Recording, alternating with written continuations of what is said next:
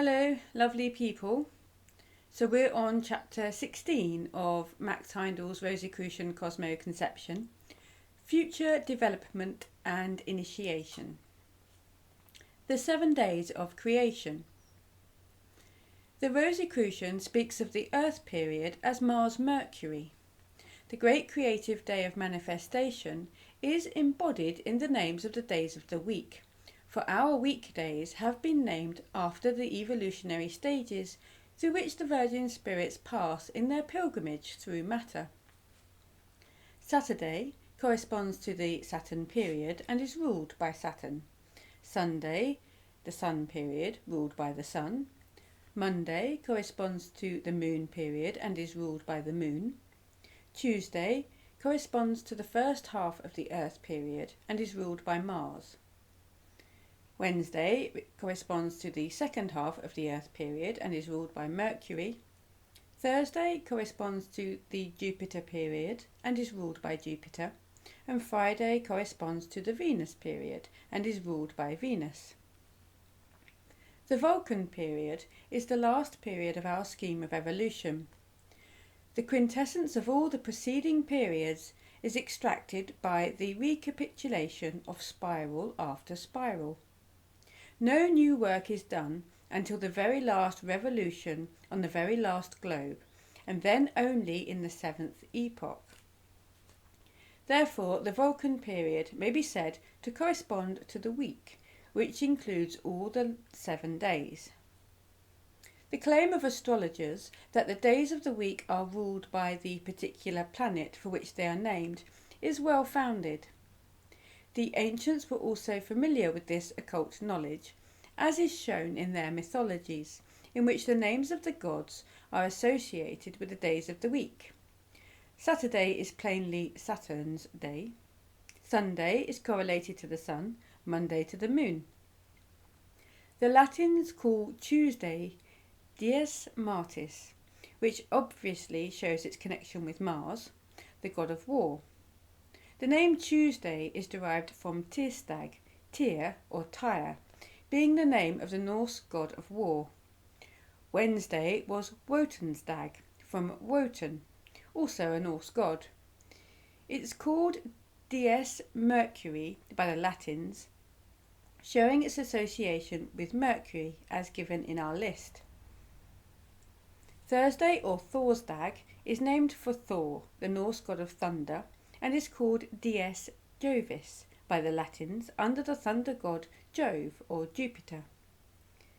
Friday is named for the Norse goddess of beauty Freya, and for similar reasons the Latins called it Dies Veneris or Day of Venus.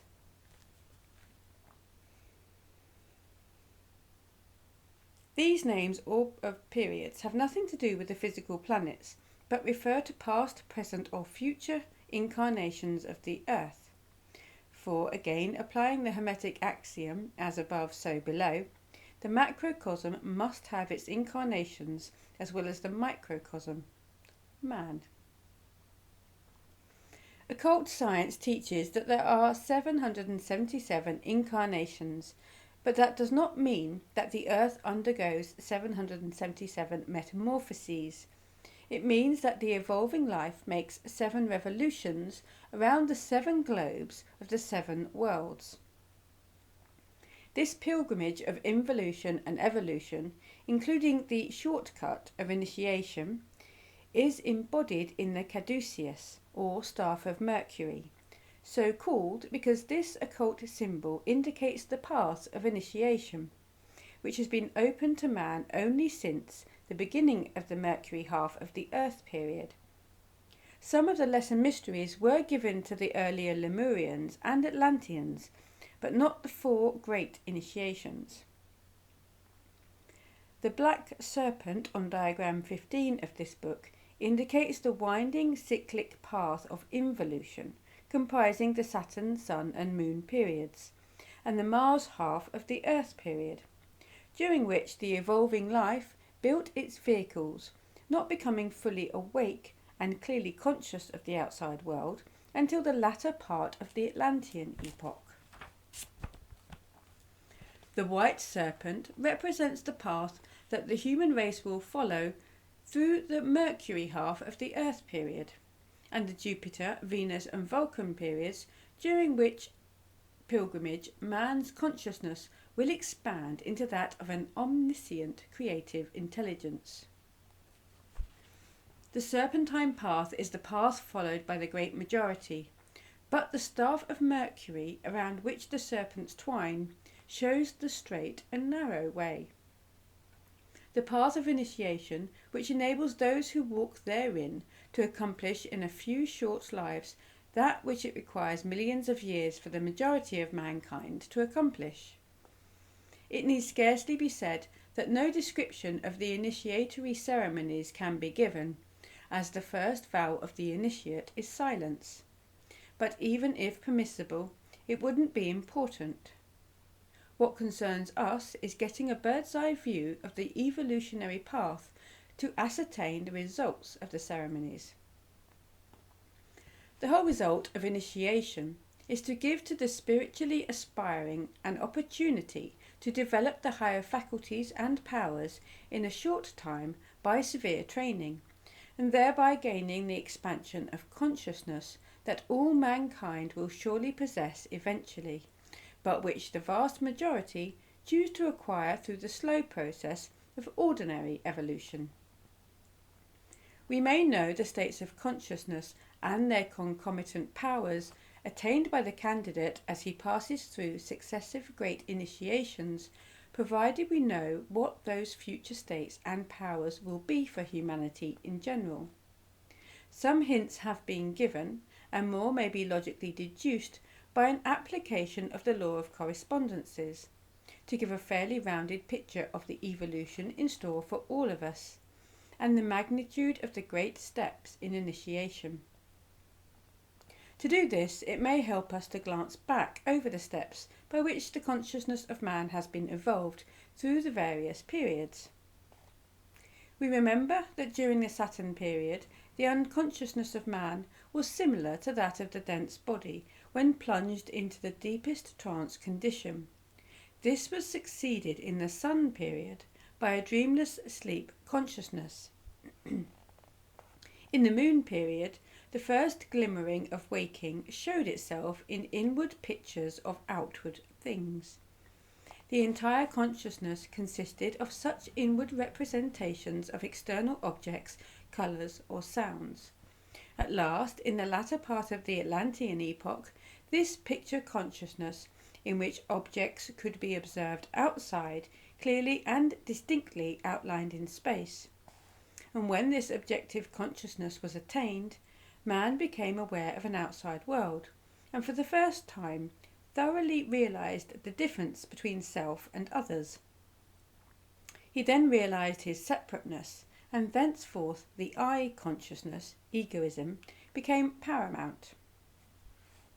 As previous to that time there had been no thoughts or ideas dealing with an outside world, there had consequently been no memory of events.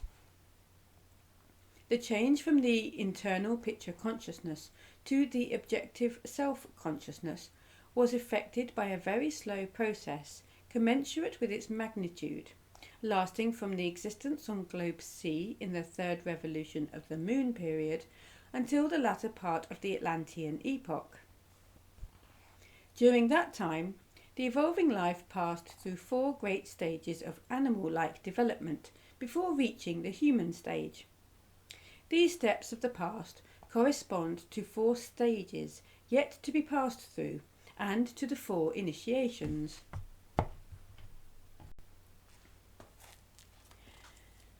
Within these 4 stages of consciousness previously passed, there are altogether 13 steps, and from man's present state to the last of the great initiations there are also 13 initiations, the 9 degrees of the lesser mysteries, and the 4 great initiations. There is a similar division among our present animals, which can be traced through form, because as form is the expression of life, so each step in its development must necessarily show a step forward in consciousness.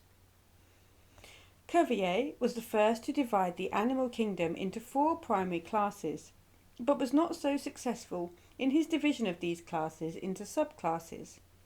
The embryologist Carl Ernst von Baer, also Professor Agassiz, and other scientists classify the animal kingdom into 4 primary and 13 subdivisions.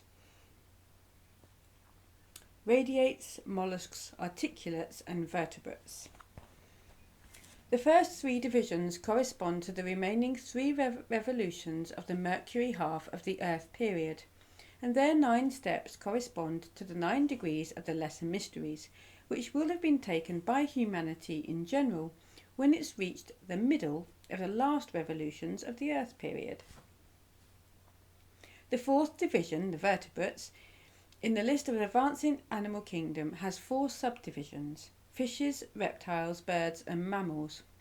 The steps in consciousness thus indicated correspond to similar states of advancement to be attained by humanity at the end of the Earth, Jupiter, Venus, and Vulcan periods, and which any qualified individual may now attain by initiation. The first of the great initiations gives the stage of consciousness which will be attained by ordinary humanity at the end of the Earth period. The second, that to which all will attain at the end of Jupiter period. The third gives the extension of consciousness to be reached at the close of the Venus period. And the last brings to the initiate the power and omniscience to which the majority will attain only at the end of the Vulcan period. The objective consciousness by which we obtain knowledge of the outside world is dependent upon what we perceive through the medium of the senses. This we call real, in contradistinction to our thoughts and ideas, which come to us through our inner consciousness. Their reality is not apparent to us in the same as that of the book or table, or other visible or tangible object in space. Thoughts and ideas seem misty and unreal, and therefore we speak of a mere thought or of just an idea. The ideas and thoughts of today, however, have an evolution before them. They are destined to become as real, clear, and tangible as any of the objects of the outside world which we now perceive through our physical senses. Think lucid dreaming. At present, when a thing or colour is thought of, the picture or colour presented by the memory to our inner consciousness is but a dim and shadowy one compared with the thing thought of. As early as the Jupiter period, there will be a marked change in this aspect. Then the dream pictures of the moon period will return, but they will be subject to the call of the thinker, and not mere reproductions of outer objects. Thus there will be a combination of the pictures of the moon period and the thoughts and ideas consciously developed during the Earth period. That is, it will be a self-consciousness, picture consciousness. When a man of the Jupiter period says red or speaks the name of an object, a clear and exact reproduction of the particular shade of red of which he is thinking, or of the object to which he refers, will be presented to his inner vision and will also be quite visible to the hearer. There will be no misconception as to what is meant by the words. Thoughts and ideas will be alive and visible, and therefore hypocrisy and flattery will be entirely eliminated. People can be seen exactly as they are. There will be both good and bad, but the two qualities will not be mingled in the same person. There will be the thoroughly good man and the downright evil man, and one of the serious problems of that time will be how to deal with the latter. The Manichees, an order of still higher spirituality than the Rosicrucians, are at present studying that very problem. An idea of the condition anticipated may be gained from a short resume of their legend. All mystic orders have a legend symbolic of their ideals and aspirations. In the legend of the Manichees there are 2 kingdoms, that of the light elves and that of the night elves. The latter attack the former, are defeated and must be punished. but as the light elves are as thoroughly good as the night elves are bad, they cannot inflict evil upon their foes, so they must be punished with good. Therefore, a part of the kingdom of the light elves is incorporated with that of the night elves, and in this way the evil is in time overcome. Hate, which will not submit to hate, must succumb to love. The eternal pictures of the moon period were a certain expression of man's external environment. In the Jupiter period, the pictures will be expressed from within. They will be an outcome of the inner life of the man. He will also possess the additional faculty which he cultivated in the Earth period, of seeing things in space outside of himself. In the Moon period, he didn't see the concrete thing, but only its soul qualities. In the Jupiter period, he'll see both, and will thus have a thorough perception and understanding of his surroundings. At a later stage in the same period, this perceptive ability will be succeeded by a still higher phase. His power to form a clear mental conception of colours, objects or tones will enable him to contact and influence supersensuous beings of various orders and to secure their obedience, employing their forces as he wishes. He will be unable to send out from himself the forces wherewith to carry out his designs. However, and he will be dependent upon the help of those superphysical beings who will then be at his service. At the close of the Venus period, he will be able to use his own force to give his pictures life and to set them out from himself as objects in space. He will then possess an objective, self-conscious, creative consciousness. And very little can be said about the high spiritual consciousness which will be attained at the close of the Vulcan period. It will be quite beyond our present comprehension. Spirals within spirals. It mustn't be supposed that these states of consciousness commence at the beginning of the periods to which they belong and last unto the end. There is always the recapitulation, and therefore there must be the corresponding stages of consciousness on an ascending scale. The Saturn revolution of any period, the stay on globe A, and the first epoch on any globe are repetitions of the Saturn period, states of development. The Sun revolution, the stay on globe B, and the second epoch on any globe are recapitulations of the Sun period, states of development, and so on, all the way through. Hence, it will be seen that the consciousness which is to be the especial and peculiar result or product of any period doesn't begin to be evolved until all the recapitulations have been made. The waking consciousness of the Earth period was not started until the fourth revolution, when the life wave had reached the fourth globe, D, and was in the fourth or Atlantean epoch on that globe. The Jupiter consciousness will not start in the Jupiter period until the fifth revolution, when the fifth globe E has been reached and the fifth epoch commences on that globe. And correspondingly, the Venus consciousness will not begin until the sixth revolution has come to the sixth globe and epoch, and the special Vulcan work will be confined to the very last globe and epoch, just before the day of manifestation closes. The time required for passing through these respective periods varies greatly. The further into matter the virgin spirits descend, the slower their progress, and the more numerous the steps or stages of progression. After the nadir of material existence has been passed, and the life wave ascends into more tenuous and mobile conditions, the progress is gradually accelerated. The Sun period is of somewhat longer duration than the Saturn and the Moon period, and the Moon period is longer than the Sun period.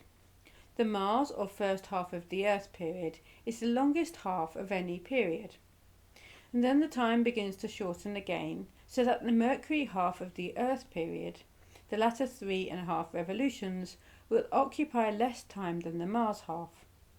The Jupiter period will be shorter than the Moon period, the Venus period shorter than the corresponding Sun period, and the Vulcan period the shortest period of them all. The states of consciousness of the different periods may be tabulated as follows. Saturn period is unconsciousness corresponding to deep trance. Sun period, unconsciousness resembling dreamless sleep. The Moon, picture consciousness corresponding to dream state. Earth, waking objective consciousness. Jupiter, self-conscious picture consciousness. Venus, objective self-conscious creative consciousness. Vulcan, highest spiritual consciousness. Having taken a general survey of the states of consciousness to be developed in the next 3.5 periods, we will now study the means of attainment. Alchemy and soul growth. The dense body was started in the Saturn period, passed through various transformations in the Sun and Moon periods, and will reach its highest development in the Earth period. The vital body was started in the second revolution of the Sun period, was reconstructed in the Moon and Earth periods, and will reach perfection in the Jupiter period, which is its fourth stage, as the Earth period is the fourth stage for the dense body. The desire body was started in the Moon period, reconstructed in the Earth period, will be further modified in the Jupiter period, reaching perfection in the Venus period. The mind was started in the Earth period, will be modified in the Jupiter and Venus periods, and attain perfection in the Vulcan period. Reference to diagram 8 of this book will show that the lowest globe of the Jupiter period is located in the etheric region. It would therefore be impossible to use the dense physical vehicle there, as only a vital body can be used in the etheric region. Yet it must not be supposed that after spending the time from the beginning of the Saturn period to the end of the Earth period in completing and perfecting this body, it's then thrown away, and that man may function in a higher vehicle. Nothing in nature is wasted. In the Jupiter period, the forces of the dense body will be superimposed upon the completed vital body, and that vehicle will then possess the powers of the dense body in addition to its own faculties, and will therefore be a much more valuable instrument for the expression of the threefold spirit than if built from its own forces alone. Apologies for the typos. Similarly, Globe D of the Venus period is located in the desire world. Hence, neither a dense nor a vital body could be used as an instrument of consciousness, and therefore the essences of the perfected, dense and vital bodies are incorporated in the completed desire body, the latter thus becoming a vehicle of transcendent qualities, marvellously adaptable, and so responsive to the slightest wish of the indwelling spirit that in our present limitations is almost beyond our conception. Yet, the efficiency of even this splendid vehicle will be transcended when in the Vulcan period its essence, together with the essences of the dense and vital bodies, are added to the mind body, which becomes the highest of man's vehicles, containing within itself the quintessence of all that was best in all the vehicles. The vehicle of the Venus period, being beyond our present power of conception, how much more so. I'll start that again. The vehicle of the Venus period, being beyond our present power of conception, how much more so is that which will be at the service of the divine beings of the Vulcan period. During involution, the creative hierarchies assisted man to arouse into activity the threefold spirit, the ego to build the threefold body, and to acquire the link of mind.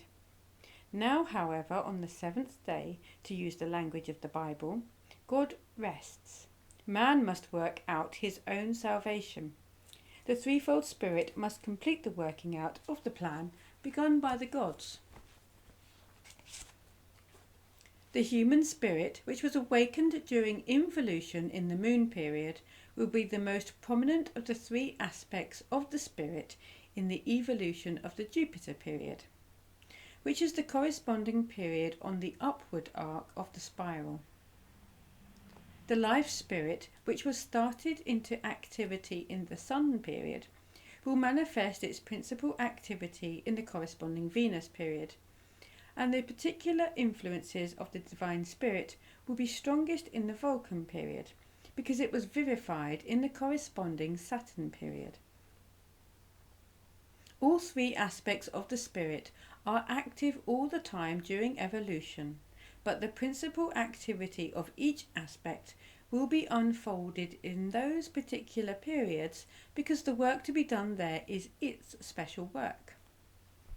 And when the threefold spirit has evolved, when the threefold spirit had evolved the threefold body and gained control of it through the focus of mind, it commenced to evolve the threefold soul by working from within. How much or how little soul a man has depends upon the amount of work the spirit has done in the bodies. This has been explained in the chapter describing post-mortem experiences. As much of the desire body has been worked upon by the ego, it is transmuted into the emotional soul and is ultimately assimilated by the human spirit, the special vehicle of which is the desire body. As much of the vital body as has been worked on by the life spirit becomes the intellectual soul, and it builds the life spirit because that aspect of the threefold spirit has its counterpart in the vital body. As much of the dense body as has been worked on by the divine spirit is called the conscious soul, and is ultimately merged in the divine spirit because the dense body is its material emanation. The conscious soul grows by action, external impacts and experience. The emotional soul grows by feelings and emotions generated by actions and experiences.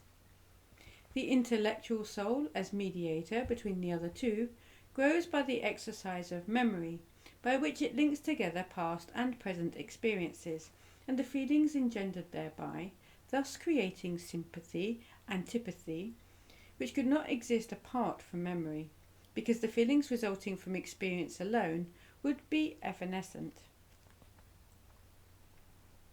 During the involution, the spirit progressed by growing bodies, but evolution depends upon soul growth, the transmutation of the bodies into the soul.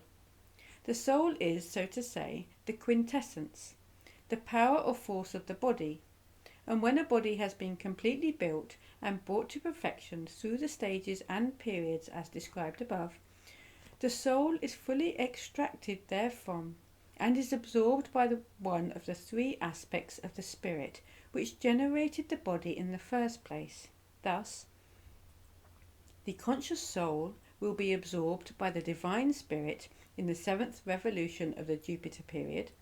The intellectual soul will be absorbed by the life spirit in the 6th revolution of the Venus period, and the emotional soul will be absorbed by the human spirit in the 5th revolution of the Vulcan period. The creative word. The mind is the most important instrument possessed by the spirit, and its special instrument in the work of creation. The spiritualized and perfected larynx will speak the creative word, but the perfect mind will decide as to the particular form and the volume of vibration, and will thus be the determining factor. Imagination will be the spiritualized faculty directing the work of creation. There is a strong tendency at the present time to regard the faculty of imagination slightingly, yet it's one of the most important factors in our civilization. If it weren't for the imagination, we would still be naked savages. Imagination planned our houses, our clothes, and our transportation and transmission facilities. Had not the inventors of these improvements possessed the mind and imagination to form mental images, the improvements could never have become more concrete realities. In our materialistic day and age, there is scarcely an effort made to conceal the contempt in which the faculty of imagination is generally held, and none feel the effects of this more acutely than inventors. They are usually classed as cranks, and yet they have been the chief factors in the subjugation of the physical world and in making our social environment what it is today. Any improvement in spiritual or physical conditions must first be imagined as a possibility before it can become an actuality. If the student will turn to diagram 1 of this book, this fact will become clear. In the comparison there are drawn between the functions of the different human vehicles and the part of a stereopticon, the mind corresponds to the lens. It's the focusing medium whereby the ideas wrought by the imagination of the spirit are projected upon the material universe. First, they are thought forms only, but when the desire to realize the imagined possibilities has set the man to work in the physical world, they become what we call concrete realities. At the present time, however, the mind is not focused in a way that enables it to give a clear and true picture of what the spirit imagines. It's not one-pointed, it gives misty and clouded pictures, and hence the necessity of experiment to show the inadequacies of the first conception and bring about new imaginings and ideas until the image produced by the spirit in mental substance has been reproduced in physical substance. At best, we are able to shape through the mind only such images as have to do with form, because the human mind was not started until the earth period, and therefore is now in its form or mineral stage. Hence in our operations we are confined to forms, to minerals. We can imagine ways and means of working with the mineral forms of the 3 lower kingdoms, but can do little or nothing with living bodies. We may indeed graft living branch to a tree, or living part of animal or man to another part, but it's not life with which we are working, it's form only. We are making different conditions, but the life which already inhabited the form continues to do so. To create life is beyond man's power until his mind has become alive. In the Jupiter period, the mind will be vivified to some extent, and man can then imagine forms which will live and grow like plants. In the Venus period, when his mind has acquired feeling, he can create living, growing and feeling things. When he's reached perfection at the end of the Vulcan period, he will be able to imagine into existence creatures that will live, grow, feel and think. In the Saturn period, the life wave which is now started on its evolution. In the Saturn period, the life wave which is now man started on its evolution. The lords of mind were then human. They worked with man at that period when he was mineral. They now have nothing to do with the lower kingdoms, but are concerned solely with our human development. Our present animals started their mineral existence in the Sun period, at which time the archangels were human, and therefore the archangels are the rulers and guides of the evolution of that which is now animal, but have nothing to do with plant or mineral. The present plants had their mineral existence in the Moon period. The angels were then human, and therefore they have special concern with the life that now inhabits the plants, to guide it up to the human stage, but they've no interest in minerals. Our present humanity will have to work with the new life wave, which ended evolution in the Earth period and now ensouls the minerals. We are now working with it by means of the faculty of imagination, giving it form, building it into ships, bridges, railways, houses, etc. And in the Jupiter period, we shall guide the evolution of the plant kingdom, for that which is at present mineral will then have a plant-like existence, and we must work with it there as the angels are now doing with our plant kingdom. Our faculty of imagination will be so developed that we shall have the ability not only to create forms by means of it, but to endow those forms with vitality. In the Venus period, our present mineral life wave shall have advanced another step, and we shall be doing for the animals of that period what the archangels are now doing for our animals, giving them living and feeling forms. Lastly, in the Vulcan period, it will be our privilege to give them a germinal mind, as the Lord of Mind did to us. The present minerals will then have to become the humanity of the Vulcan period, and we shall have passed through stages similar to those through which the angels and archangels are now passing. We shall then have reached a point in evolution a little higher than that of the present Lords of Mind, for remember, there is never an exact reproduction anywhere, but always progressive improvement, because of the spiral. The divine spirit will absorb the human spirit at the close of the Jupiter period, the life spirit at the close of the Venus period, and the perfected mind embodying all that it has garnered during its pilgrimage through all the 7 periods will be absorbed by the divine spirit at the close of the Vulcan period. There is no contradiction of the foregoing in the statement made elsewhere that the emotional soul will be absorbed by the human spirit in the 5th revolution of the Vulcan period, because the latter will then be within the divine spirit. Then will succeed the long interval of subjective activity, during which the Virgin Spirit will assimilate all the fruits in the septenary periods of active manifestation. It's then merged in God, from whom it came, to re-emerge at the dawn of another great day, as one of his glorious helpers. During its past evolution, its latent possibilities have been transmuted to dynamic powers. It's acquired soul power and a creative mind as the fruitage of its pilgrimage through matter. It has advanced from impotence to omnipotence, from nescience to omniscience. Okay, that concludes chapter 16 of Heindel's Rosicrucian Cosmo Conception. I hope you enjoyed that. I'll see you at chapter 17.